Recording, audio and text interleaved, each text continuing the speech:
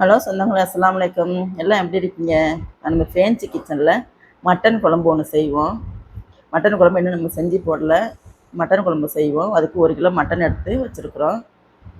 நல்லா கழுவி வச்சுக்கலாம். கறி எடுத்து இதுக்கு ஒரு மசாலா ரெடி பண்ணிக்கலாம். 1 ஸ்பூன் சோம்பு, 1 ஸ்பூன் மிளகு, 1 ஸ்பூன் ஜீரகம், 6 கிராம்பு, 6 ஏலக்காய், ஒரு துண்டு பட்டை உடச்சி வச்சுருக்குறோம். 100 சின்ன வெங்காயம், 100 கிராம் சின்ன வெங்காயம் உடச்சி வச்சுருக்கோம். 100 கிராம் தக்காளி, அரை மூடி தேங்காய் எல்லாம் ஒன்றா போட்டு மிக்சியில் போட்டு அரைச்சிக்கலாம். அரைச்சி வச்சுக்குவோம்.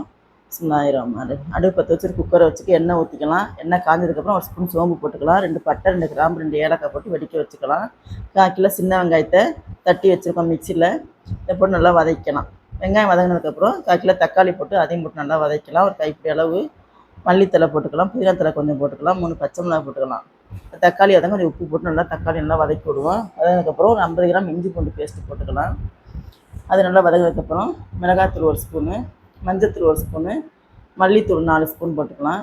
நல்லா மசாலா போட்டு நல்லா வதக்கி விடுவோம். வதங்கினதுக்கப்புறம் நம்ம கழுவி வச்சுருக்கிற மட்டன் எடுத்து போட்டுக்கலாம். நல்லா அந்த மசாலாவில் நல்லா வதக்கி விடுவோம். கறியை போட்டு நல்லா வதங்கினதுக்கப்புறம் நம்ம அரைச்சி வச்சுருக்க மசாலா எடுத்து இதில் போடுவோம்.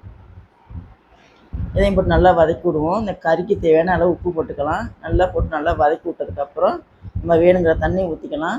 நம்ம குழம்புக்கு எவ்வளோ தண்ணி வேணுமோ அதை தண்ணியை ஊற்றிக்கலாம். தண்ணியை ஊற்றி நல்லா 6 விசில் இல்லாட்டி 7 விசில் விடுவோம். நல்லா விசில் விட்டு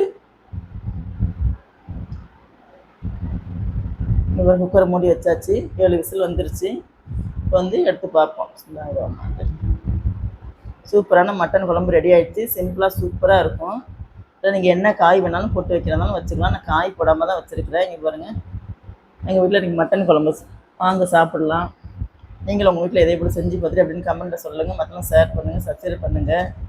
நான் போடுற மாதிரியே மசாலா போட்டு வைங்க. அப்போ தான் சூப்பராக இருக்கும். எப்படின்னு கமெண்ட்டில் சொல்லுங்கள். அஸ்ஸலாமு அலைக்கும்.